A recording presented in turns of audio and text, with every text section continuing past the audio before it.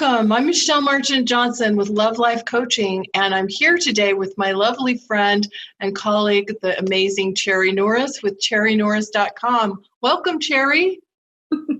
Hi, Michelle. It's good to be here. So happy to have you here. I have a couple of questions. So, Cherry, from your experience, and I know you've worked with many women over the years, what is one thing that you commonly see that blocks women from having the love they so deeply desire?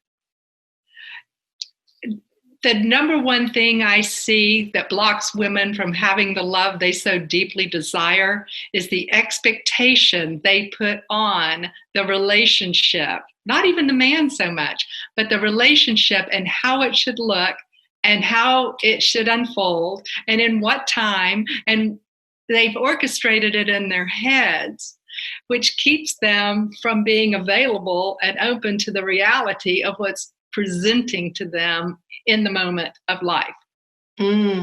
So if I'm understanding you, like in terms of like pacing or how a man should show up or when he should call or what he should do at what time or what the relationship should feel like or how it should progress in a certain time frame, a woman has kind of a preset set of criteria going on in her mind around that. Mm-hmm. The woman typically has an idea of how she thinks the man should look, what kind of job he has, what kind of bank account he has, what kind of car he drives. These are superficial things. But then besides that, it's like how he should act as a man, when he should call, where he should take her, how much he should spend, etc. And it's like most men don't wake up in the morning and say, God, please send me a woman to tell me how to do my life and tell me how to treat her. And I think women have the tendency to overmanage, overdirect, and overmother a lot of men, in a good effort to help and support, instead of just taking a step back, allowing the man to be who he is, see how he makes you feel, and if you accept or don't accept what it is he has to offer. Mm-hmm. Yeah, that is really powerful and so true, Cherry. And so you might have kind of already answered my second question here in what you just said, but my second question is, what is one thing that a woman can do right now to begin to move toward having that love that she desires? One thing she can do is get her hands off of the man. But another thing she can do is just hone the art of loving what is. And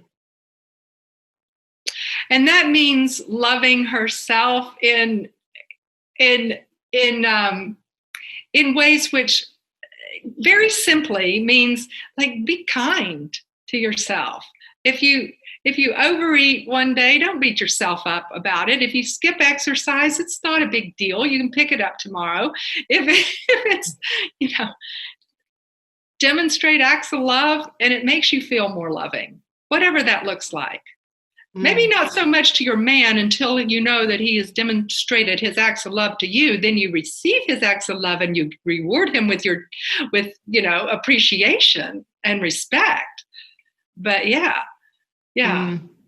get your hands off of it. Yeah, exactly. Enjoy it. Exactly. I love that. That's great.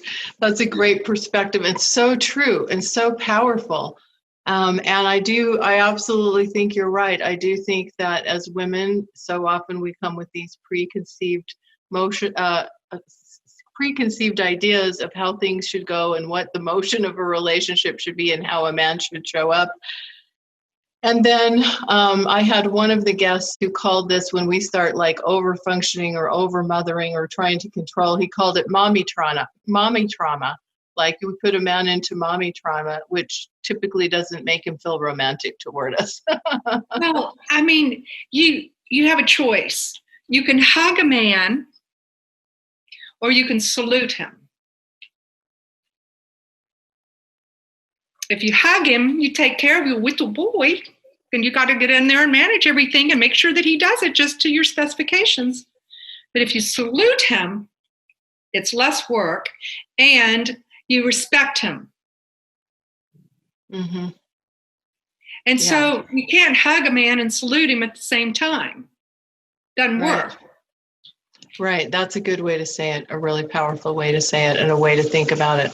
So this has been really great, Cherry, and thank you so much for these words of wisdom. So Cherry, thanks once again for joining me. Well, you are welcome. It's a pleasure, Michelle, and it's, as always, great seeing you and great being part of your community, and keep spreading the word. It's all good. Yeah, thank you so much. And bye-bye for now.